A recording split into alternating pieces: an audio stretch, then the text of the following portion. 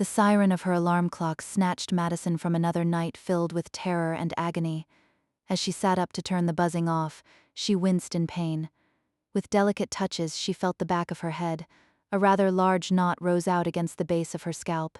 For the third night that month, she'd lived the life of someone else in her dream. This person got away. It thrilled her beyond words to not have to live through another woman's violent demise. Ice, madame, for your injury. It no longer surprised her that her groundskeeper knew what she needed. She held out her hand and took the salve to her aching head. She didn't hear Andrew come into the room, but that hardly shocked her. He walked softer than the dead and understood more than the living. He accepted the physical repercussions of her dreams when he found her battered and bruised upon waking. Andrew became the first person in her adult life to stay by her side without wanting to commit her to the nearest mental hospital. He arrived at her doorstep one day, and to her utmost fortune, never left. She hadn't a clue what he did in his spare time, or whether he had a last name. He only spoke to her in an unnecessary subservient tone and took care of her like a guardian sent from the heavens. He struck again. She informed him. Shall I alert the authorities of where to find the body? She escaped. Perhaps she will lead the police to the perpetrator, and you'll enjoy a few nights' reprieve.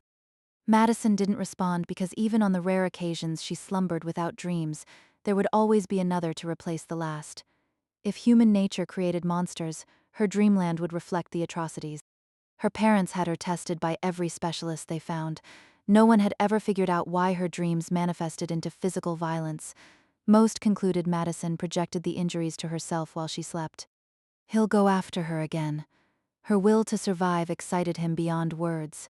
Madison said, Do you think she'll visit the hospital? Yes, I believe she will. This one was strong, stronger than I've seen in a very long time. I'd check the emergency rooms. As you wish, madame.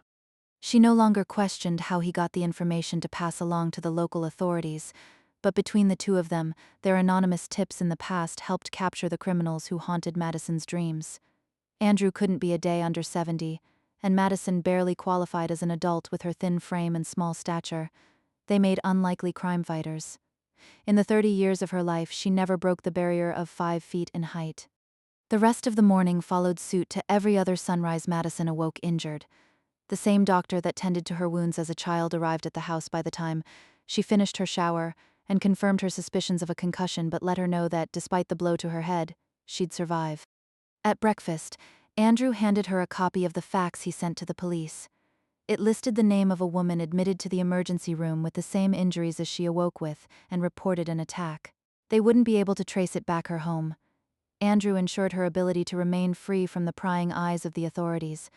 Andrew was the butler to her superhero, without all the cool gadgets. Thank you, Andrew. I believe I'll go to the gym this morning. The doctor warned you against swimming with a head injury. He replied. He did indeed, Madison said. Madison left him with a smile on her lips. He always knew what to say to make her feel better.